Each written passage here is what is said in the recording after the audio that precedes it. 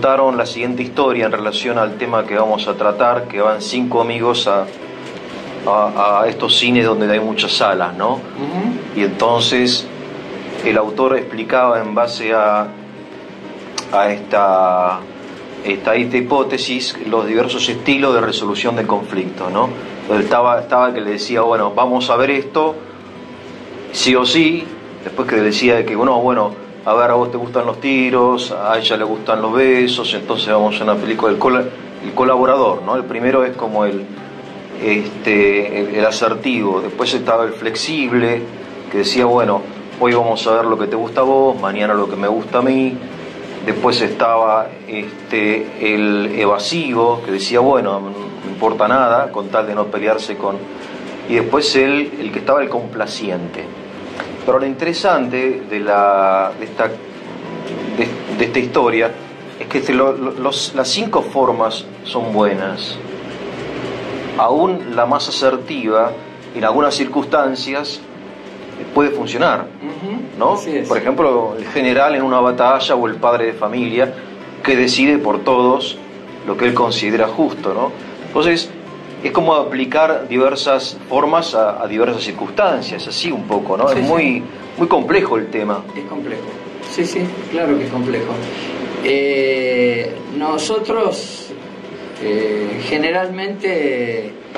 digamos, la gente que se dedica a recursos humanos y estas cosas como yo, en general tiende a pensar o a hablar del conflicto como de algo inherente a la condición humana. En realidad hay muchos clichés sobre esto. Está el que te dice que efectivamente es inherente a la condición humana y que toda crisis es una oportunidad, que esto y que el otro. O sea, y este tipo de expresiones así, frases hechas, ¿no? A mí me parece que eso tiene algo de verdad, así como las 5 posturas que vos me acabás de decir, ¿no? De mencionar. Fundamentalmente, digamos, hay conflicto porque hay conectividad entre personas. Viste que el verbo de la actualidad es conectarse, ¿no? O sea, la conexión, estar conectado, estar online. Bueno, las personas también estamos online, solo que no a través de un medio tecnológico. En este momento vos y yo estamos online, es decir, estamos interactuando. Tenemos una ventaja, nos conocemos hace tiempo.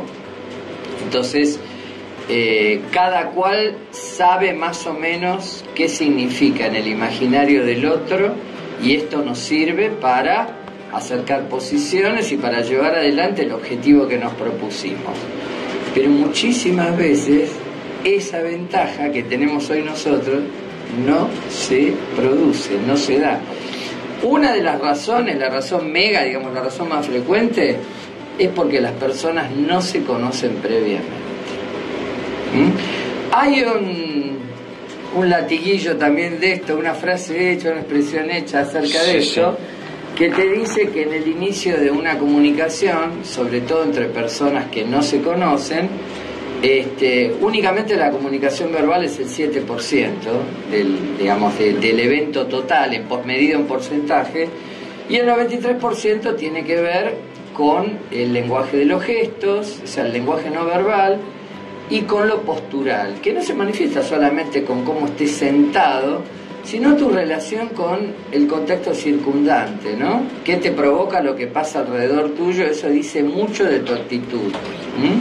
Por ejemplo, la gente que se dedica a la docencia o que nos dedicamos a la docencia, sabés que soy profesor en la facu, vos cuando empieza una clase sabés positivamente quién está atento y quién no, qué siente más o menos cada uno de tu público, de tus alumnos a medida que vas hablando y qué efecto obra en ellos lo que estás diciendo. No solamente en términos de favorable, desfavorable, hay muchísimos matices. Pero la persona que está entrenada aprende a leer este tipo de gestos. Entonces, evidentemente, todos estos gestos responden a algo que es muy interesante y que hace 30 años más o menos se viene explotando, que es lo que se suele llamar inteligencia emocional, ¿no? O sea, no hagamos una clase de, digamos, de este tema, de esta charla, pero hay 2 o 3 cosas que me parecen interesantes, ¿no?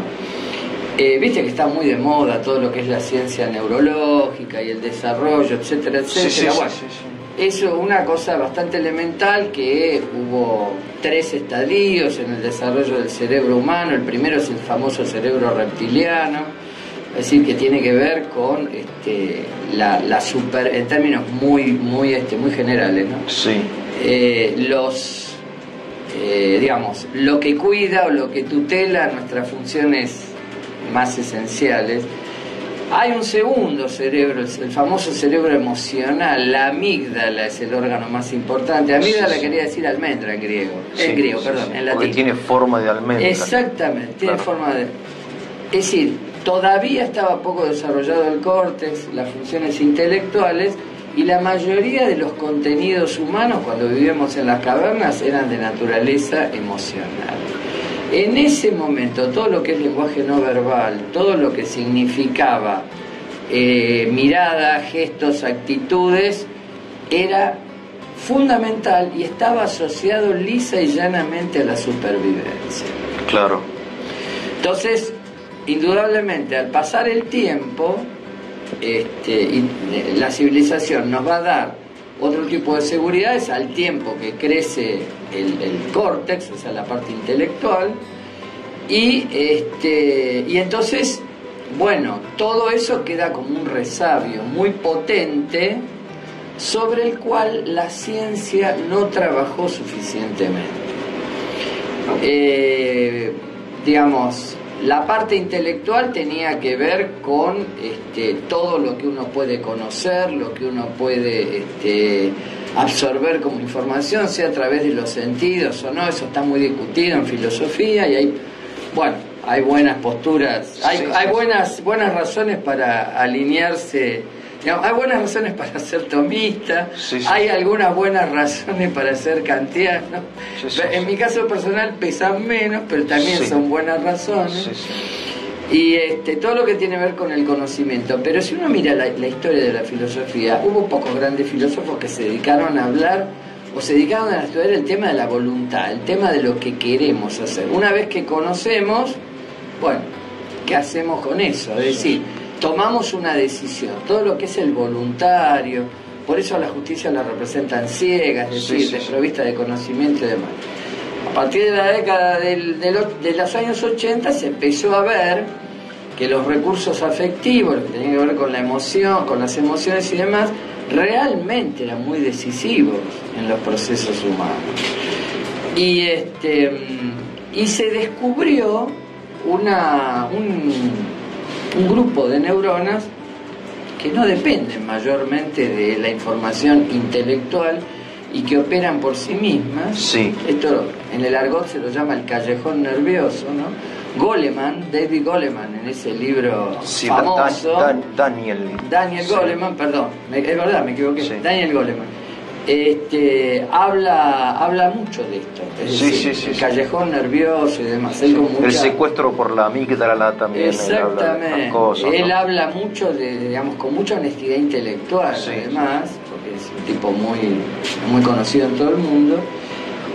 Habla de que Joseph Ledoux, un cranioteca de estos temas, le explicó cómo funcionaba esto y qué importante era esta primera impresión. Claro. Entonces...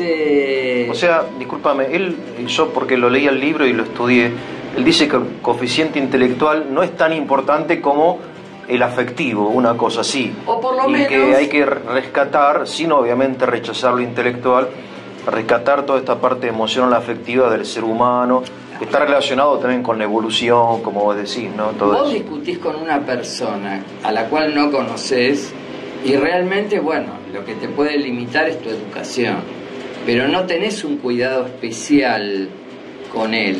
Sí lo debes tener o tendés a tenerlo cuando se trata de alguien que querés mucho.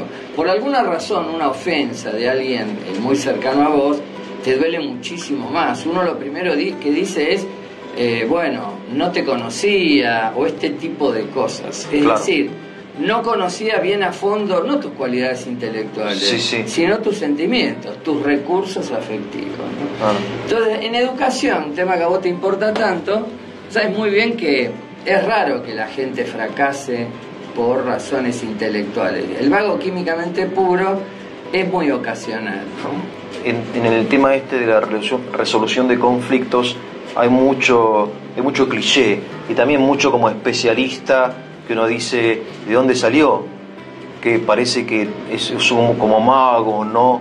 De la, no sé, de la autoayuda y todo esto. Es un poco, no es tan científico como uno quisiera que fuera.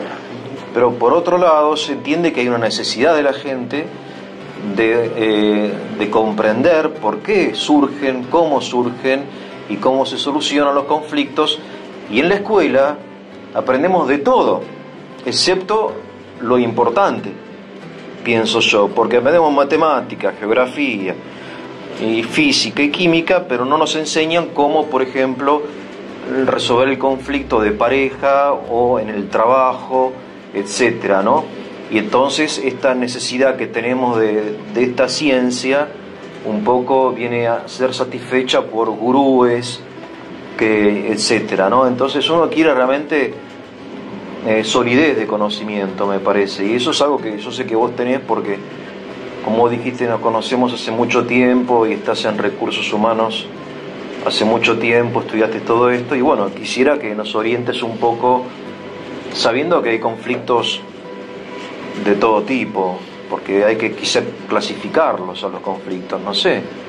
Yo en el bloque anterior te hablé del vago químicamente puro. Del vago químicamente puro. O sea, el chico en general, el fracaso educativo, que está muy extendido y que es una gran preocupación de todos, evidentemente tiene que ver con la falta de sentido. El pibe de hecho después se prepara y aprueba. Claro. Es decir, por supuesto que hay patologías que implican limitaciones. O sea, tenía la capacidad intelectual, pero no estaba motivado. Claro. No, la motivación, la falta de sentido. Falta de sentido. O sea, no le encuentra el sentido.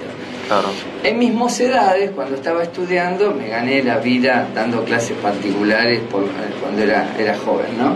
Un recurso que todos los que hemos estudiado mucho hemos... Y cuando le explicabas algo a un chico, él te decía, esto... ¿de qué me va a servir en mi vida? Claro, es una buena pregunta. ¿No? Sí. Es decir, entonces, es la falta de sentido, no es la limitación intelectual. Claro.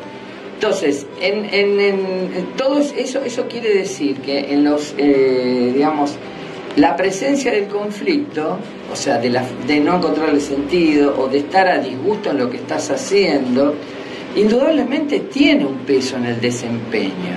Claro.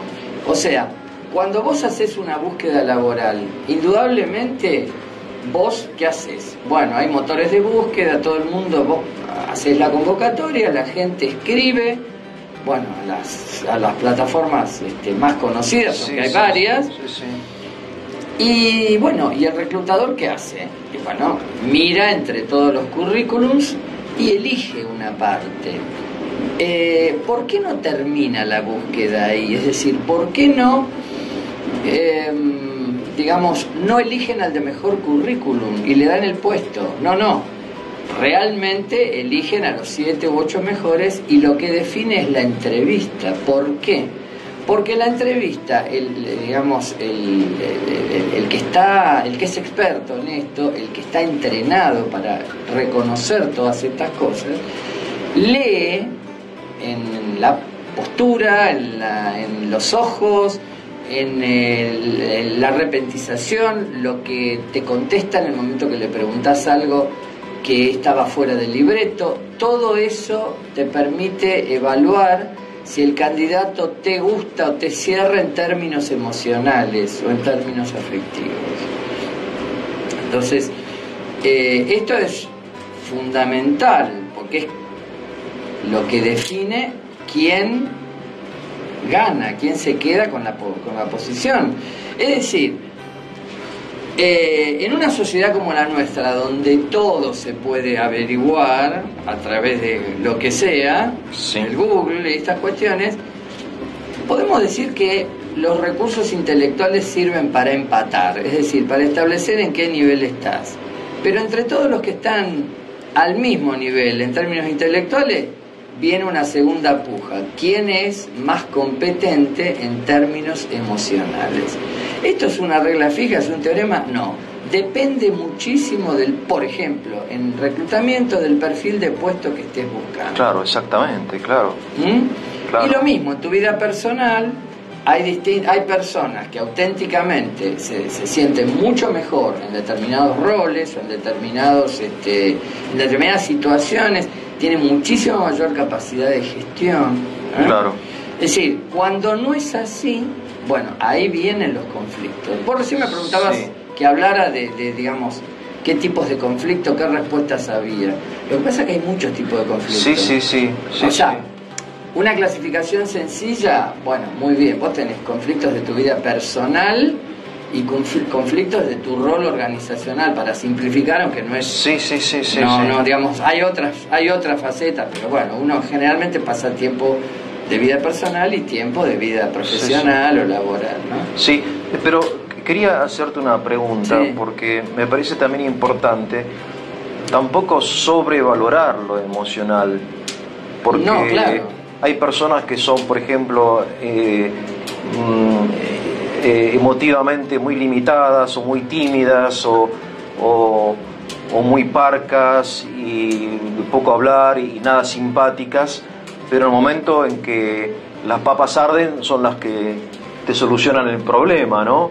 O sea, hay mucho de paradójico en todo esto. Y después tenés una persona muy simpática, muy amable, que no te arregla nada, o que es ladrona, ¿no? Porque sobre lo emocional está lo moral también. Exactamente. Hay una inteligencia moral también. Sí, por supuesto. Y esto de insistir en lo emocional me parece que es una materia que tenemos que estudiar, pero tampoco es el todo del ser humano. Lo que pasa que si vos medís el desempeño el desempeño laboral, por ejemplo, o profesional, las dos son muy importantes. Obviamente, alguien que no sabe, vos tenés un director técnico de calidad de un laboratorio, si no es químico, si no sabe, y no puede. No, por más que sea un fenómeno, no puede. No puede. Inclusive por una razón legal. Sí, obvio. No puede firmar una autorización.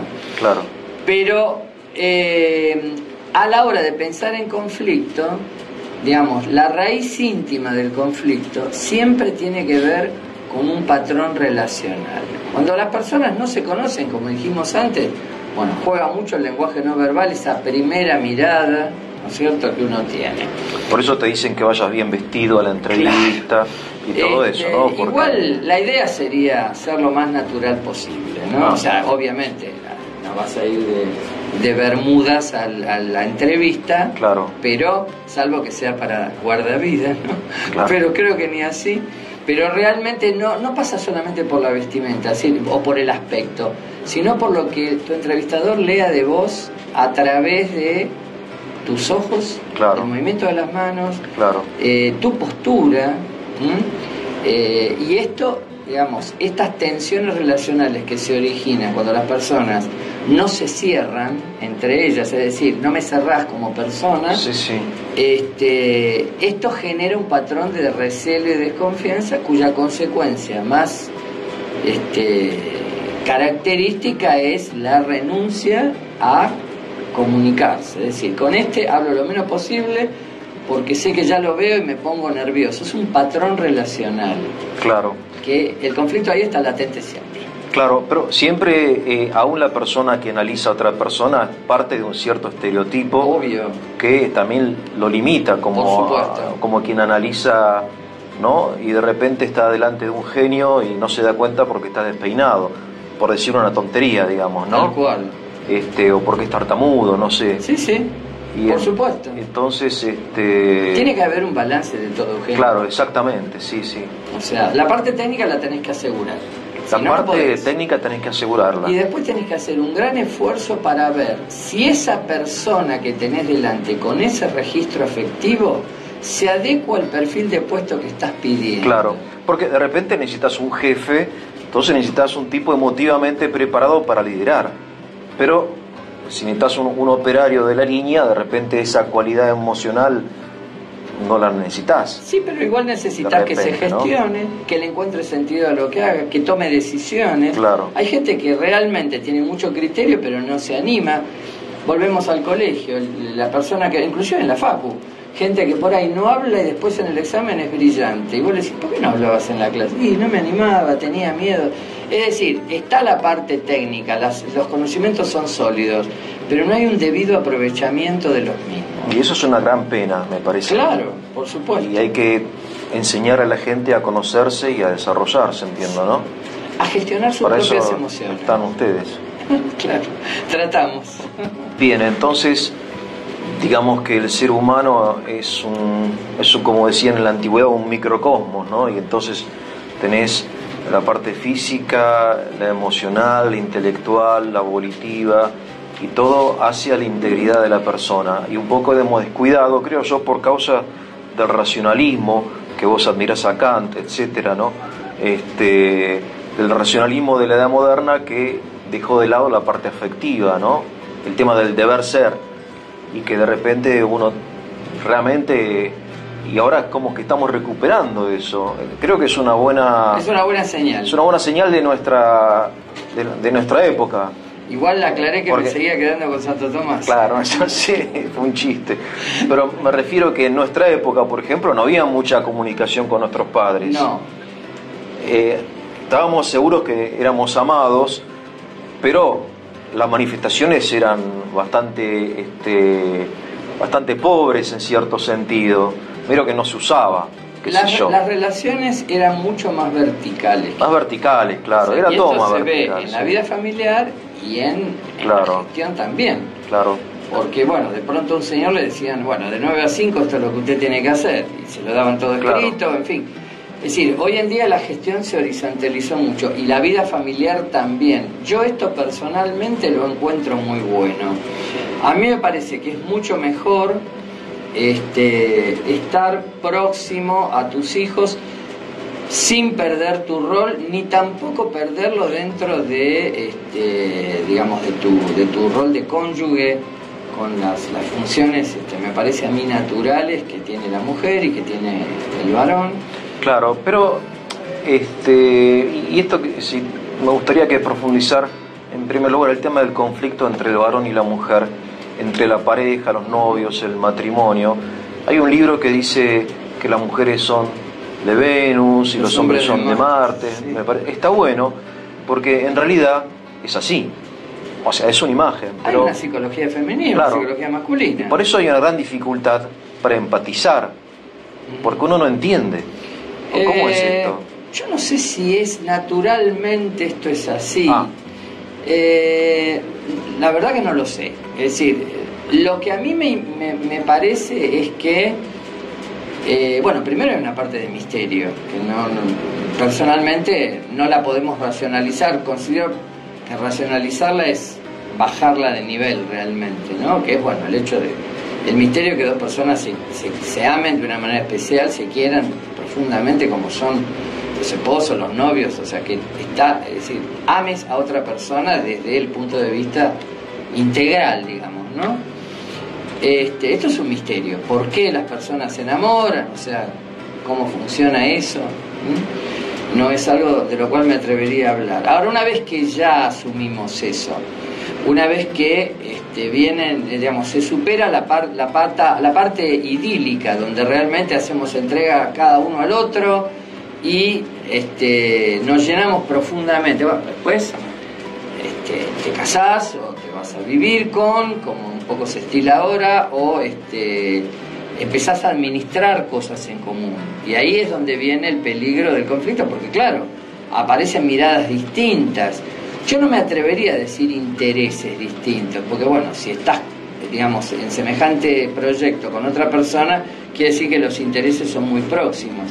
Simplemente sos diferente, te gustan otras cosas, tenés cierto criterio.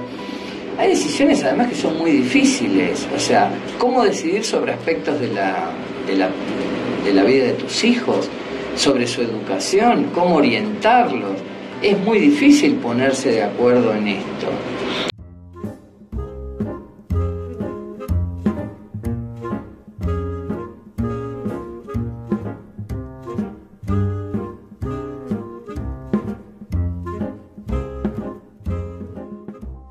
es ahí donde me parece que puede llegar a servir estas 5 formas de, por ejemplo, el evasivo, ¿no? Esa forma evasiva, como dice el chiste, el hombre siempre tiene la última palabra. Sí, querida. Sí, querida. ¿No? Y es una forma de evasión del conflicto para no pelearte con tu mujer, pero en realidad quedas frustrado. Es frustrante, ¿o no? Porque uno supone que hay que dialogar, llegar a un acuerdo racional. Vos te debés acordar en Puerta Cerrada, la obra genial de Sartre, el Teatro del Absurdo, cuando pelean las 2 mujeres y el único hombre, que están los 3 en el infierno, ¿qué hace? Se aleja. Déjenme, tengo que pensar. Es decir, se borra, no participa del conflicto, las deja matándose entre ellas, es decir, durante cierta parte de la obra, ¿no? O si no, renuncia a involucrarse. Claro, ¿no? Y porque de repente tira la toalla, como dicen. Tira la toalla, esto no tiene arreglo. Claro, no tiene arreglo. Claro. Y con vos no se puede hablar. Claro. Bueno, en el caso de la familia, eso es lo último que tenés que decir, porque indudablemente vos nunca podés renunciar a tu condición de esposo ni a tu condición de padre. Eso no lo podés. En ese sentido, vos te podés borrar por momentos cuando sentís que no das más, pero después volvés. Claro. Vos te das cuenta que hay una misión superior que además vos elegiste. Y por lo tanto, tenés que estar a la altura del evento. Uno se equivoca tantísimas veces. Bueno, vos ya sabés esto, pero me parece bueno hacerlo personal. O sea, hace 40 años que estoy casado y tengo 4 hijos. Es realmente difícil en estos tiempos llevar una familia semejante adelante. Es difícil, nos ha costado mucho y hemos pasado por momentos maravillosos, pero por momentos realmente muy adversos. Desde el punto de vista económico e inclusive desde el punto de vista relacional entre nosotros, 2 personas no pueden 40 años no tener un sí ni un no, como se suele decir. Al contrario, a mí me parece que cuando la gente, digamos, confronta poco, no quieren llegar hasta el fondo. No puede ser que estés tan de acuerdo. Exactamente. Por todos eso, somos únicos. Por eso hay que aprender a confrontar. Hay que aprender a confrontar. Me parece. Sí, claro. ¿O no? Sí. Y sobre todo decir la verdad. Es decir, yo creo que a veces uno, en el campo profesional, a veces decís lo conveniente, o a veces hay ciertas cosas que le das más realce que otras, en razón de cualquier rol que tengas. Pero en casa a mí me parece que no, que eso es sagrado. Claro. Vos sos papá, siempre. Y esto de complacer al otro, sea como sea, a pesar de que no te guste nada, renunciando a tus propios intereses y gustos, tampoco es sano. Esta 5ª forma, que el complaciente, me parece que también está mal. Me parece que todos los infantil, extremos, no sé, qué sé creo que yo. es infantil. Yo creo que todos los extremos en esto son malos. A mí me parece que complacer a otro es una cosa extraordinaria. De hecho, vos, no sé, le compras un regalo a alguien, a una persona a la cual querés mucho y estás contento y el regalo es para él, porque bueno, has dado con su gusto y sabés que le va a encantar recibirlo. Tiene que ver con el hecho de complacer. Esto me parece a mí lo que no debe llevar a uno es a la obsecuencia. Claro, o a victimizarse también. O a victimizarse si no te salió bien y no la pegaste. Claro. Por otro lado, lo que vos decías, la asertividad, la tercera faceta, es muy importante. Que se sepa cuáles son tus principios, qué es lo que nunca harías. Me parece que eso la otra persona, en el caso del matrimonio o en general cualquiera de las personas que se relacionen con vos, creo que tienen derecho a saberlo. Es decir, hasta acá llego yo, ¿verdad? Es decir, este es un principio. En los procesos de negociación, una de las cosas que primero hacen las partes, sobre todo cuando estás, cuando tenés expertise en el tema, es ver cuál es el límite de otro. Es decir, ¿qué es lo que el otro nunca haría? Hasta tiene un nombre, se llama precio de reserva.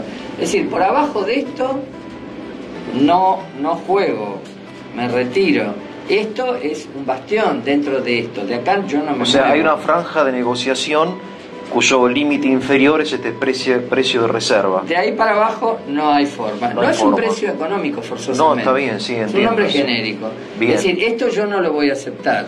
Esto que vos me querés decir yo no lo voy a hacer, no lo haría nunca. Claro. El otro tiene derecho a saberlo y buena parte del juego negociador está en averiguarlo. En la relación entre personas, no profesional, sino en la relación entre personas así, que se conocen o que tienen un vínculo de la índole que sea, uno conversa un poco para saber eso. En tal problema, ¿cuál es el límite que tenés? Es decir, a través del desarrollo de la conversación, vos lo vas averiguando. Esto no lo quiere hacer, vos te das cuenta por lo que dice y por cómo se expresa, ¿verdad? Eso es muy interesante, muy interesante. Digamos, no es un ajedrez especulativo, sí es una gimnasia que se practica de hecho, aunque uno no quiera, ¿verdad? Saber hasta dónde llega el otro. Teniendo en cuenta que el conflicto es inevitable, hasta es útil, y hay que aprender a confrontar a la otra persona, mi pregunta es, ¿existen formas constructivas de solucionar los conflictos? ¿Se pueden clasificar? ¿Podés abundar sobre esto un poco? Sí. A ver, si yo tuviera una técnica infalible, bueno, indudablemente sería, toda una excepción, porque, bueno, en las relaciones entre personas las cosas a lo sumo son probables, nunca son el 100% seguro. Las personas no somos entes matemáticos. Es decir, la relación entre dos no da siempre el mismo resultado como una suma. Depende de muchas otras cosas. Pero creo que cuando se produce el conflicto, volvemos un poco a esto de la tensión relacional. Por ejemplo, un caso típico, la gente que guarda y guarda y guarda y un buen día en una discusión te dice todo lo que ha venido pensando. Digamos, ¿qué se hace? Bueno, como todo en la vida, vos podés tener un mal manejo o un buen manejo del conflicto. En general, en los conflictos entre personas que tienen, por ejemplo, distinta jerarquía, tienen casi siempre el mismo origen. La parte superior jerárquicamente demanda algo para lo cual la parte inferior no tiene los recursos suficientes. Es decir, se produce un gap entre demanda y recursos. La demanda está acá, los recursos están acá. Bueno, esto es la zona de conflicto. O sea, no tengo cómo responder. Entonces, el que lidera se empieza a sentir disconforme de su subordinado, por decirlo en términos castrenses, y el colaborador o la persona, digamos, que depende de la otra, o que ocupa un rol inferior en ese contexto, empieza a despersonalizarse, empieza a tapar lo que le pasa, le toma una serie de miedo y demás. En los conflictos y además se abroquela, no se comunica, dice muy poco, porque pasa a entender que cuando habla va a ser para peor. El silencio no es salud, como se suele decir. Hay muchas enfermedades laborales que tienen su origen en esto, en callarse. Pero en el conflicto entre pares hay otro tipo de cuestiones. Si lo resolvemos entre nosotros, si le decimos al jefe, si damos intervención, si convocamos un mediador, si no las podemos arreglar. Bueno, 3 o 4 cosas fundamentales. Primero, fundamental, lo más difícil de todo, que es no romper lanzas y sentarse a hablar, no retirar los embajadores antes del tiempo. Eso es lo fundamental. Para mí sí, sentarse a hablar es muy difícil. Por esto de la tensión relacional, vos lo ves al otro y ya te pones nervioso. A veces a mí me dicen, bueno, pero ¿por qué no hablan del tema? Porque yo lo veo y ya me pongo mal, te dicen. Claro. O sea, es decir, les cuesta no ponerse mal en su presencia. Le cae muy mal, le siente rechazo o es molesto. Básicamente siente rechazo. Entonces, primero, sentarse a hablar. Una vez que te sentaste a hablar, primero hacerlo con tiempo. Es decir, que haya espacios adecuados. ¿Qué pasa muchas veces en las organizaciones? Viene alguien y, vos sos de recursos humanos, y viene cualquier persona que, tenga algún cargo de delegación o algo por el estilo, y vos, bueno, esa demanda, ¿no? O sea, te va diciendo y vos vas solucionando, te va diciendo y vos vas solucionando. Muchas veces crear un contexto, el hecho de decir, bueno, tengamos un horario fijo para reunirnos una vez cada 15 días, los viernes de 10 a 12 y con agenda abierta. Eso, por ejemplo, da tiempo, o sea, bueno, si hay una urgencia muy grande no se puede, pero la mayoría de las veces no pasa eso. Son cosas, digamos, donde hay un resabio, son cosas que ya pasaron antes y que más o menos son repetición de situaciones que tienen que ver con esa falta de ajuste que hay entre las partes. Entonces, previsionar un espacio. Todos los viernes, se me ocurre cualquier día, viernes de 9 a 11 nos vamos a reunir con agenda abierta y hablamos de lo que vos quieras. Bueno, lo que vos decís parece muy sencillo y de hecho lo es, pero no lo hacemos. No lo hacemos. No lo hacemos porque sentarse a hablar con tiempo, con agenda abierta, no lo hace nadie o casi nadie. Me refiero a los matrimonios, a los padres con los hijos, en la fábrica, en las empresas, en la política. Sentarse a hablar con tiempo y con la agenda abierta. Digamos, tan simple como la limitación, como raro, digamos. La limitación de eso pasa porque vos no querés vivir el momento. Es decir, otra vez, por ejemplo, en los matrimonios es muy frecuente, la discusión es por dinero. Claro. ¿Por qué gastaste en esto? ¿Por qué gastaste en esto? Sí. Bueno, muchas veces dice, bueno, no, está bien, no le digo nada porque vamos a discutir, o sea, tenés que pasar esa barrera. Es decir, salir de la zona de confort. Como salir dice. de la zona de confort es, no le digo nada, no me interesa. Eso es peor, porque se va acumulando. Y claro. El día que estalla, y vos decís, ¿cómo? O sea, mejor no.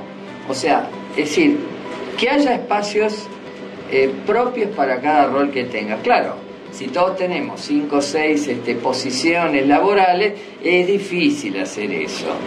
O sea, lo mismo con los chicos, ¿no? O sea, el hecho de decir, bueno, tengo un espacio para vos, hablemos. Con los hijos a uno le sale naturalmente, porque, bueno, es algo que uno lo que más quiere en el mundo, pero evidentemente en el caso del matrimonio, por ejemplo, el hecho de decir auténticamente, reservar un espacio para hablar de temas que no sean, digamos, que no tengan por qué ser netamente operativos, claro.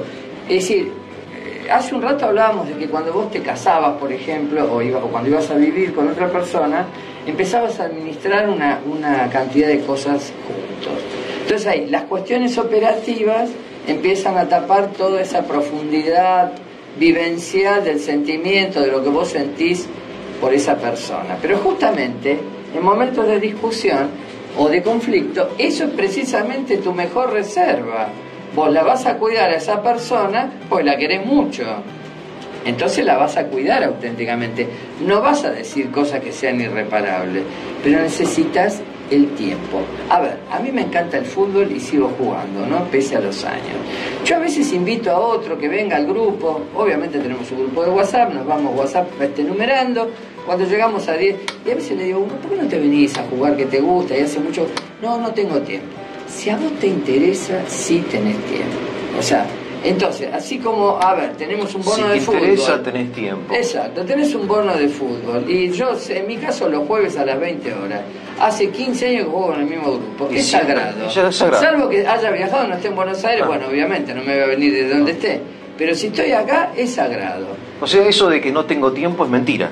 No sé si es mentira. Bueno, revela es una excusa. Es una buena excusa. Es una buena excusa. Es una buena excusa. Pero manifiesta la falta de interés. Estoy seguro de que conoces a Gabriel Marcel, el gran existencialista cristiano, el gran dramaturgo. Sí. Él hace una distinción extraordinaria entre el ser y el tener. Es decir, él dice que el tener se identifica con lo administrativo y que, digamos, tiene que ver con eso de tomar la vida como problemática. Por eso vos querés invitar a alguien a algún lugar y la persona no cree que se va a sentir cómoda con vos y no te dice, la verdad que no me voy a sentir. Te dice, ay, tengo que estudiar, tengo que ir a cuidar a mi papá, cualquier cosa. Ese tengo que funciona como la excusa ideal.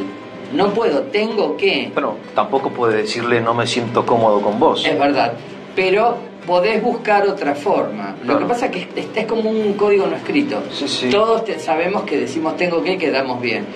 Pero entonces, que haya otra dimensión, el problema del ser. La verdad que me pones una objeción que me cuesta resolver, porque claro, no le vas a decir no me siento cómodo con vos. Claro. Pero bueno, en todo caso hay que buscar un canal del orden del ser. Sí.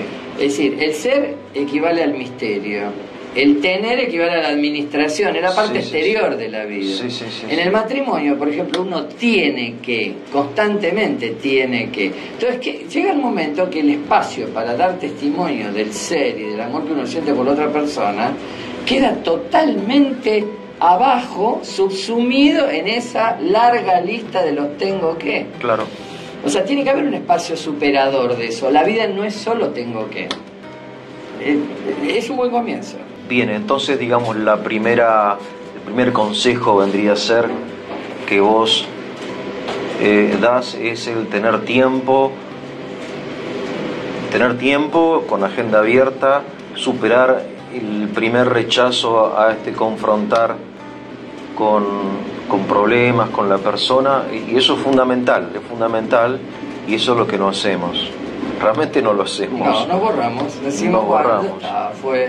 Sí. Ya, no sé, algo haremos, o sea. Claro. Es decir, hasta cuando, bueno, como se suele decir, llegar el agua al cuello y demás. No lo tenés que dejar crecer. Cuando ves que el conflicto es muy fuerte, llega un momento que no lo podés dominar. Entonces, a ver, y entonces, habiendo hecho eso, digamos, ¿no? Bueno, fundamental, si superaste esa valla, tan difícil de superar, no tengo ganas de vivir el momento, de enfrentar la situación, etcétera. Bueno, una vez que lo lograste y estás, fundamental la capacidad de escucha. De esto se podría hablar años y hay miles de libros sobre el tema, la famosa escucha activa, ¿no? O sea, esa distinción que se hace, oír no es escuchar, oír es biológico, escuchar es volitivo, actitudinal, bueno, es del orden de lo que hablábamos al principio. Digamos, cuando uno escucha realmente no es que está sencillamente entregado a lo que el otro le diga, sino que toma un protagonismo sobre las palabras del otro. Por ejemplo, en psicología, yo tengo alumnos en la carrera de psicología que les doy una materia que se llama análisis del discurso. Antes se llamaba psicolingüística. Bueno, ¿qué se le enseña a los alumnos? Bueno, básicamente a que escuchen. Hay muchas otras cosas en la materia, pero el origen es ese, es decir, el conveniente uso de la palabra por parte, por ejemplo, de un psicólogo, no tiene que ver solamente con su capacidad de emisor, con su elocuencia, sino con cómo administra lo que el otro le dice. Es decir, muchas veces, en ese caso concreto, si viene alguien al consultorio de un psicólogo, uno no puede esperar un discurso sesudo de lo que le está pasando. Seguramente va a haber un relato inconexo, la inmensa mayoría de las veces. Claro. Es decir, porque la persona no es profesional en el área o porque está muy tomado por lo que le pasa. Entonces, digamos, uno no espera que el diagnóstico lo haga el paciente, lo tiene que hacer el profesional. Entonces, saber escuchar, es decir, correrse del centro y dejar que el otro diga realmente lo más aproximado del tema, y vos de eso extraer lo realmente sustancial, es decir, lo que se suele decir, resignificar lo que el otro dice. Ahora, eso es tremendamente difícil, porque es como leer entre líneas, entiendo. Es como leer entre líneas. Porque la otra persona se está expresando de un modo muy limitado, porque no tiene el vocabulario, porque no sabe hacerlo, vos también tenés tus propias limitaciones, porque tu percepción es distinta. Es distinta, ¿no? Bueno. O sea, vos percibís una cosa distinta de lo que el otro está transmitiendo. Y después, tratar de sacar algo limpio de todo eso es tremendo. Claro, pero si vos escuchaste realmente, no pensando en otra cosa, indudablemente vas a tener mejores chances de lograrlo. Sí, obviamente, sí.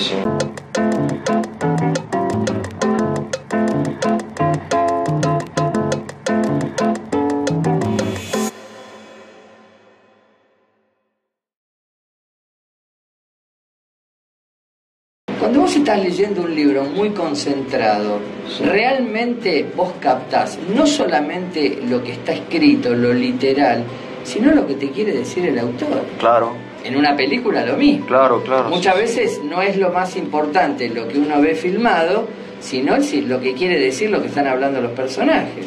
Claro, A veces, entonces es importante esto de la escucha activa en el sentido de que no sea solamente, bueno, el famoso acto biológico de oír, sino de... ahora, ¿por qué se llama activa? Porque precisamente no te limitas a escuchar, sino que resignificás lo que el otro dice. Aprendés a distinguir o tratás de distinguir lo verdaderamente sustancial respecto del tema que se esté tratando de todo lo que dice. Ahora, entiendo que para eso ayuda a hacer también buenas preguntas, ¿no? Como repreguntar qué es realmente lo que uno quiere decir, lo que vos querés decir, qué es lo que te molesta una y otra vez, Bueno, supongo, no has sé. dado en el clavo. Qué sé yo. Después de la escucha activa viene lo que se llama la pregunta generativa, es decir, es lo que acabas de decir vos, nada más que, bueno, en una definición más del libro. Sí, sí, en la sí. pregunta generativa vos lo que haces es colaborar desde lo que preguntás para que el fluido de la información, crucial, siga fluyendo. ¿Me explico? Es decir, Sí. cuando vos escuchás muy atentamente, vos preguntás cosas realmente acertadas. Si no, viene la pregunta casual, como para que el otro no crea que te distrajiste. ¿Qué hacíamos en el colegio? Cuando el profe nos miraba fijo porque estábamos desatentos, para salir del paso le preguntabas algo. Y generalmente era una cosa que no tenía nada que ver con lo que el tipo estaba hablando, y él se daba cuenta y te lo decía, y te retaba mucho el profe. Claro. Porque era así, vos preguntaste para salir del paso. Bueno, nunca hay que preguntar para salir del paso. Claro. Es decir, Entonces, escucha activa, pregunta generativa. la acusación Y de para no eso, todo escuchar, eso necesita de tiempo, de un poquito de tiempo. de bastante Ese tiempo. famoso que uno tiene y dice Claro. que no tiene. Sí. Claro. De hecho, Claramente. tiempo tenemos porque promedio de televisión por día, no sé cuánto ve el argentino, Sí. pero es bastante. Sí, mejor yo no me animaría a sacar el cálculo. Es mucho. Es mucho. Entonces, si vos sacás de esas 2 o 3 horas por día de televisión, media hora, 15 minutos para tu mujer o para tu marido o para tus hijos, Claro. digamos, es una buena inversión, me parece a mí. En recursos humanos tratamos de enseñar que el tiempo es justamente un recurso, Que el tiempo es un recurso, no claro. una limitación. Lo que pasa es que cuando vos decís no tengo tiempo porque te queda poco, ¿pero por qué? Porque lo usaste. Es decir, ese poco que te queda aún ese Como es el a dinero. favor tuyo. Claro. Es decir, nadie tiene menos 10 pesos. Claro. Sí, bueno, si estás endeudado, qué sé yo, pero... Sí. Evidente decir, no me quiero ir yo mismo con mi metáfora, pero bueno, nadie tiene menos 15 minutos de tiempo, siempre Claro. tenés. Eso es un signo positivo. Bueno, entonces, utilizarlo, estaría bueno utilizarlo. Eso requiere, básicamente, y volvemos al principio, que uno le encuentre sentido a eso. Ahora, la escucha atenta supone también que el otro tiene que tener la misma disposición de escucharte a vos.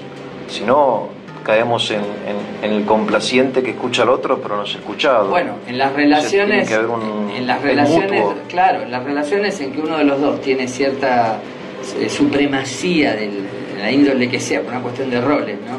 Respecto del otro, realmente uno es el responsable de que haya un ida y vuelta, un feedback, como se suele decir. En las relaciones entre pares es más aventurado, porque vos podés tener mucha actitud de que así pase, pero del otro lado no encontrarte con una respuesta equivalente. ¿Qué hacer en ese caso? Yo personalmente prefiero suspender. No es el momento, no era hoy. Obviamente, si se trata de una cuestión que no puede esperar, ¿con qué vas a hacer? Tenés que seguir hablando. Pero la inmensa mayoría de las cuestiones importantes no son urgentes, y en esto hay que seguir a Covey, que seguramente lo conoces. Que lo urgente no tape lo importante. Sí. La inmensa mayoría de las cosas 7 hábitos de la gente altamente eficiente. Que lo primero es lo primero, ¿no? Claro, que lo importante y lo primero es siempre estratégico, no lo primero en el tiempo. Cuando uno se va de viaje, uno, es decir, que es lo más lindo que es irse de viaje siempre, ¿no?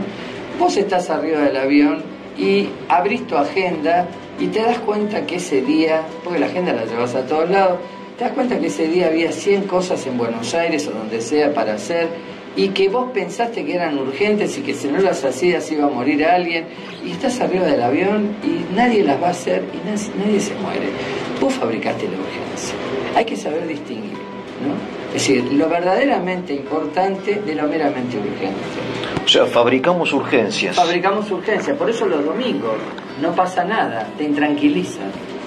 Está todo demasiado en orden, sobre todo en las grandes ciudades. Yo, para resumir lo hablado hasta ahora, el primer consejo sería esto del tiempo, después la escucha activa, la pregunta generativa, también supongo que la esperanza, en el fondo, obvio, de que esto tenga solución, porque, a ver, para ser realista, algunas situaciones de hecho son para tirar la toalla, digamos, ¿no? Como vos decías, no es 2 más 2, 4. No. Hay conflictos que no se pueden solucionar y uno tiene que vivir con ellos o apartarse, entiendo, no sé. San Juan Pablo II tiene un libro sobre la esperanza. Claro. Que él la llama un poco la virtud olvidada, ¿no? Ajá. Es decir, somos una generación de desesperanzados, ¿no? Claro. Y yo creo que la esperanza, lejos de revelar ingenuidad, revela convicción. Vos realmente esperás que las cosas que hay un futuro mejor y que vos tenés algo que ver en eso. No es que te sentás a esperar, justamente. O sea, claro. La esperanza es activa, ¿no? Es una esperanza activa. Creo, para completar un poco los pininos en esto de cómo encarar conflictos, bueno, no volver a los ancestros, es decir, ni huir, un herbívoro, ni atacar, un carnívoro. Es decir, ninguna de las dos cosas es recomendable. Es decir, más vale quedarse. Es decir, bueno, de hecho tiene que ver con lo que dijimos antes. Tratar de no, empotrarse en una posición, sino más bien mirar los intereses comunes, los del otro y los míos. Incorporar parte de la propuesta ajena a la propia. A ver, lo que vos decís es realmente tan importante y tan difícil que voy a repetirlo. Ni huir, ni atacar. Claro, quedarse, sin atacar. Quedarse, sin atacar. Es muy difícil. Es muy difícil. Porque la reacción nuestra es la de huir o atacar, digamos. Es como la reacción de un animal, del cazador que caza ahí, o el ciervo que sale corriendo. En cambio, estar ahí, atento, escuchando, no atacar, es difícil. Es difícil. Esto se aprende, supongo, ¿no? Se aprende. Me parece que se aprende, bueno, en base a las 1000 veces que te salió mal. Porque uno sabe que cuando está medio desesperado, que las cosas se presentan muy desfavorables, y es un mecanismo de defensa. Le decís, te agarrás de lo que sea y en todo caso te hundís junto con él, pero vos solo no. Claro, aparte en el tema de la culpa, siempre uno dice, cuando me empiezan a culpar yo huyo para no escuchar más las acusaciones, o bien ataco culpando al otro, ¿no? Como dicen, no hay mejor defensa que un buen ataque, ¿verdad? Esto lo hacen los políticos. Claro, lo hacen todo el tiempo. O sea, no discuten cosas, es decir, se agreden. Se echan culpas mutuamente. Se echan culpas mutuas de todo lo que hicieron. Atacar. Atacan. O sea, la vida política en la Argentina es todo lo contrario. Todo lo contrario a lo que estamos porque hablando. No existe, la escucha activa no existe. Y de hecho, el que tiene culpas, bueno, se escapa. No, se escapa. Simplemente no se defiende. Claro. Es decir, un tipo que lo acusan de que robó esto, de robó lo otro, no habla del tema, ya está, se escapó. Se escapó. O sea, hizo lo que estamos diciendo que no estaría bueno hacer. Y después de escaparse empieza a atacar al otro. Claro, desde lejos, claro. O sea, le tira su dron, digamos. Bien. Pero, digamos, incorporar parte de lo que decíamos recién. De la incorporar propuesta. Parte de lo que dice el otro a tu propia propuesta. Ajá. Cuando ves algo que al otro realmente le importa mucho, digamos, no te mueve la aguja, dáselo. Lo predisponés bien y además, digamos, es una idea de justicia porque tendés al equilibrio. O sea, los grandes problemas son los juegos de suma cero. Cuando vos sentís que todo lo que vos pierdas lo va a ganar el otro. O sea, esto también lo explica Covey. Mejor el ganar, que los dos salgan ganando. Pero claro, para eso tenés que tener no solamente, es decir, expertise, no solamente aprender, sino tener actitud, es decir, encontrarle sentido. Acabamos al principio también, encontrarle sentido a esto. El hecho de decir, bueno, muy bien, yo estoy en una posición favorable, ¿por qué me voy a tomar el trabajo de rescatar algún elemento valioso de lo que me está diciendo el otro? Si le voy ganando, bueno, hay que... Claro, no hay amor ahí.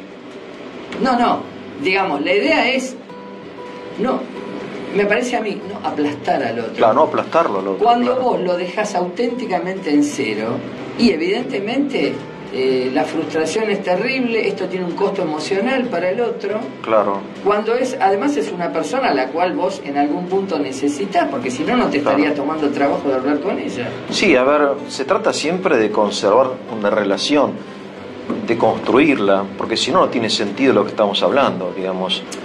Yo vuelvo a insistir. No sin relación no hay conflicto. A ver, si yo ahora salgo a la calle y alguien, no sé, me atropella, dejé el auto a 3 cuadras, de acá el camino a 3 cuadras, y resulta que en el medio me tienen el auto encima, y de milagro, y no voy a poner mis manos en actitud orante. Eso sería propio de un extraterrestre. El tema es después, cuando vos reconoces la bronca que tenés, el segundo momento.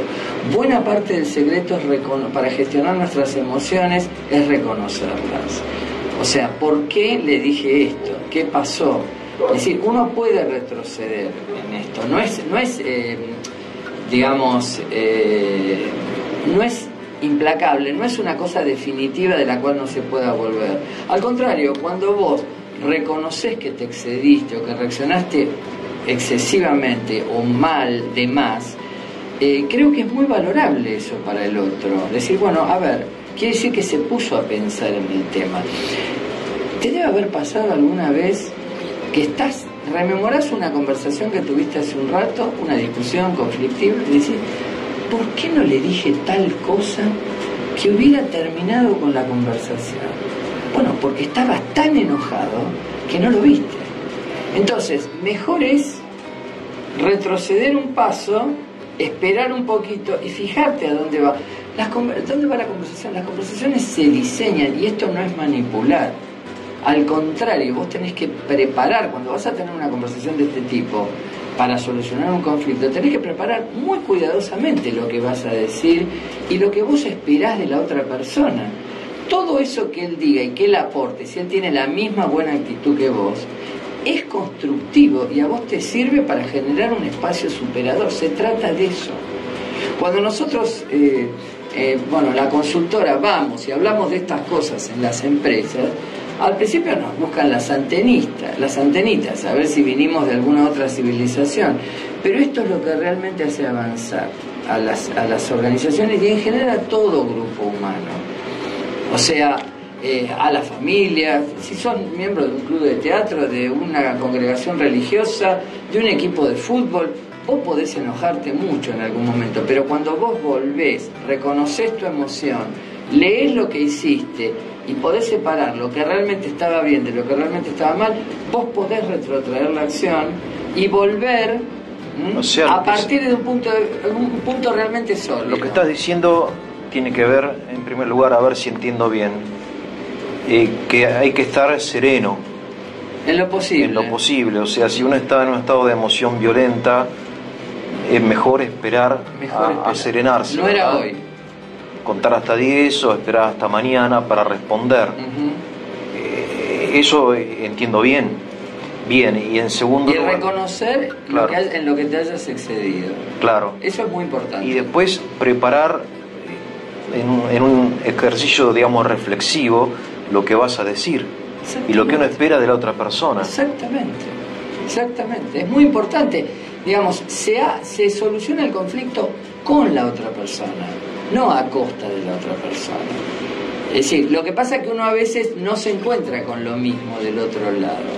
Pero bueno, digamos, tiene que ver con la pericia que uno pueda poner al servicio de estas cosas. Y después lo que dijiste, me gustaría rescatarlo, esto de que si te lo pide, dáselo. Si para vos no te altera demasiado y para Claro. él es importante, concedelo. O sea, si estás sobre el precio este que dijiste El precio de de reserva. reserva, ¿no? Si no te pide renunciar a tus principios, dáselo, Dáselo. ¿no? Como dice en el Evangelio una frase de Cristo, que no era psicólogo, pero era más que psicólogo, Era mucho decía, más que si te piden una remera, no me acuerdo cómo era el tema, dale 2, Claro. ¿no? Como, dáselo. Sí, tal cual. Si a vos no te molesta mucho desprenderte de eso, dáselo. Es decir, yo creo que nadie nos pide que seamos No, nadie héroes, te ¿no? dice tirate por la ventana. Claro, Si no, vamos a nadie te pide cenar la o perfección. vamos a ver tal película. En general, a ver, Pero en general buscar espacios son- superadores, Eugenio, querido amigo. espacios superadores. Estamos hablando para que lo que viene sea mejor que lo que tenemos. Bien, para los dos, para todos. O para todo el grupo, si la reunión es grupal, ¿verdad?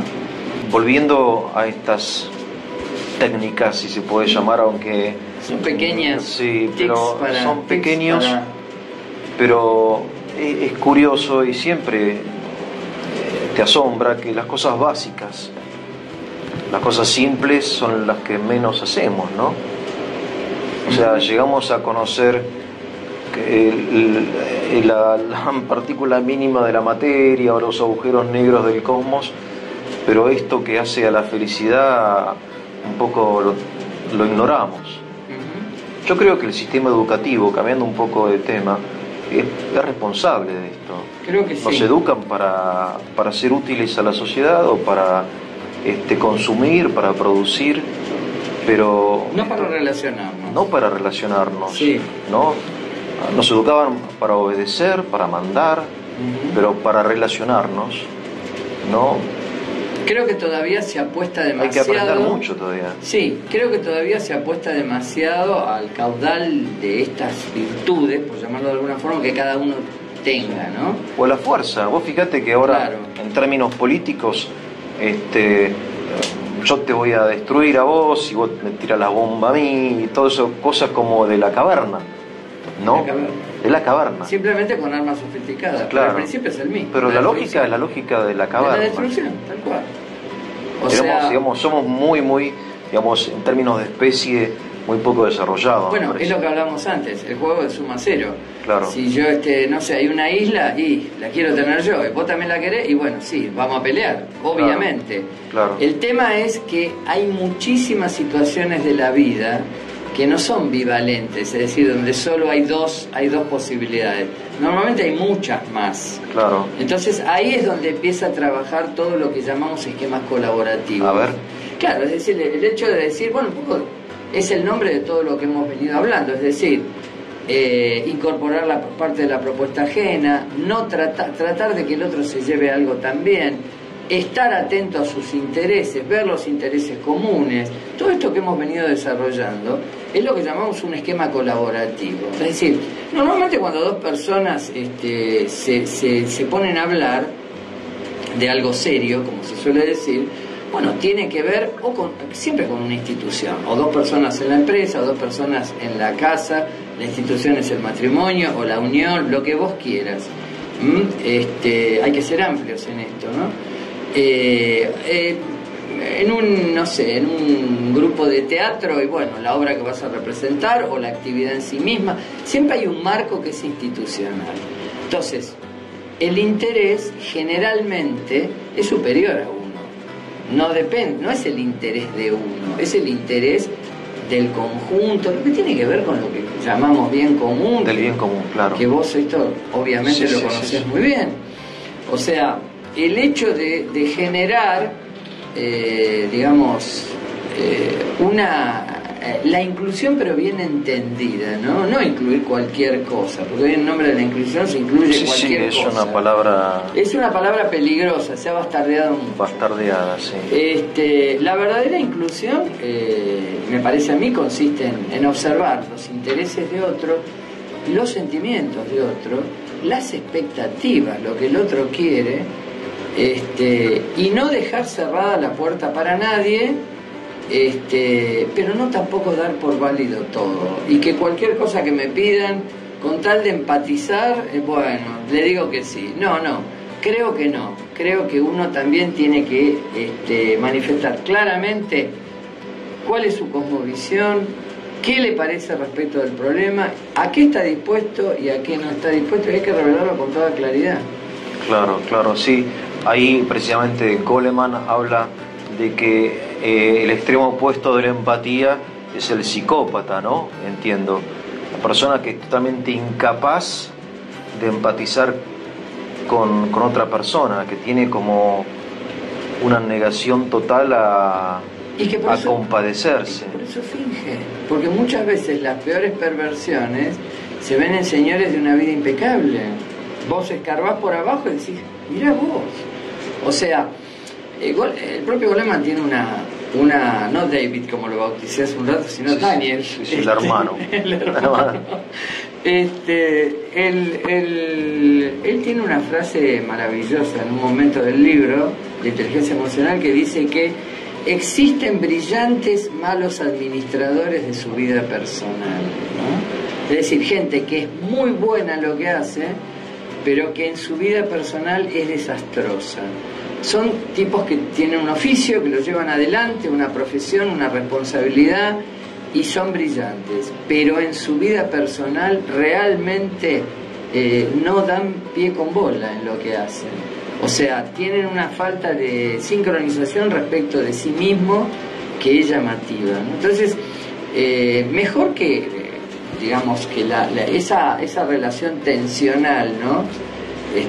Entre alma y cuerpo, que para mí explica la dramaticidad de la existencia, no la tragedia de la existencia, sino la dramaticidad de la existencia, sea lo más posible. Todos tenemos 4 o 5 dentro de uno, pero me parece que parte del secreto es saber cuál de todos es más parecido a mí, ¿verdad? ¿Con cuál estoy hablando? Exactamente. Ser, como dice el verso de Machado, ¿no? Quien habla solo espera hablar a Dios un día. No lo entiendo. Claro, cuando él dice, converso con él, en Retrato, la canción que Serrat le puso música, converso con el hombre que siempre va conmigo. Sí. Quien habla solo espera hablar a Dios un día. Mi soliloquio es plática con este buen amigo que me enseñó el secreto de la filantropía. O sea, si yo realmente me llevo bien conmigo mismo, voy a poder conocer el secreto de la filantropía. Ese equilibrio, ¿no? Qué difícil eso, claro. Es difícil, pero qué bello, ¿no? Sí, Machado es un sí, genio. Sí, bueno, me hace acordar a propósito que Víctor Frank, él dice que Dios es con quien dialogo cuando estoy en mi propia intimidad. Así es. Un poco lo define desde ese punto de vista como místico, subjetivo, ¿no? Que cuando yo estoy hablando con el otro, pero con el otro en serio, ese es Dios, dice él en un trabajo que él tiene. Yo creo que sobre la religión. Los grandes actos de la vida sí. Se hacen por otros, no por uno. O sea, vivir por uno mismo tiene muy poco sentido. O sea, creo que no hay cosa más extraordinaria que la dación del propio ser. Y por supuesto la dación a Dios, la dación a tus seres queridos, sí. Y la dación a todo aquel que ande necesitando que alguien se dé, ¿no? Claro, digamos que es el fundamento de lo que estamos hablando, ¿sí? Porque si uno es radicalmente egoísta, obviamente es origen de conflicto. Va a querer ganar a como de lugar y se va a querer quedar con todo. Inevitablemente, digamos, ¿no? El tema es que cuando dos personas aman, pero que son diferentes, también hay un conflicto, pero que tiene solución mediante esta escucha activa, etcétera, y bueno, tantas otras cosas. Yo te cuento algo muy personal. Cuando mis hijos eran chicos, una frase que siempre les decía, bueno, al tener 4 hijos somos 6 en la familia, yo les decía, siempre tenés que pensar que sos el sexto. O sea, los otros 5 son más importantes que vos. Si todos pensamos, si en la familia los 6 pensamos que cada uno es el sexto, las cosas van a andar muy bien seguramente. Y te puedo asegurar que fue una buena enseñanza, porque en la relación que tienen entre ellos con discusiones, con desencuentros, bueno, si no seríamos todos ángeles, pero de fondo hay una gran entrega personal de cada uno respecto de los demás. O sea, eso es una maravilla, me sí, parece. Es realmente hermoso. Uno puede lograr cualquier cosa en su vida, tener logros de acá, de allá, pero lo importante es, como dice San Juan de la Cruz, en la tarde última nos van a examinar en el amor. En el amor, claro. Siempre, como le decís, tenés que pensar que somos 6 en la familia, sos el sexto. O sea, tenés 3 hijos, son 5, sos el quinto. O sea, vete como el último siempre, respecto de la gente que es el núcleo familiar. O sea, es muy importante, ¿no? O sea, verlo así. Y además tener la apertura para que se abran a otro tipo de relaciones, a que tengan amigos, a que tengan relaciones, a que sean capaces de dar afecto en toda su extensión. Pero en la primera época, que es toda dentro de tu casa, sé siempre el sexto. Considerate el sexto. O sea, hacé dación de tu ser a los demás.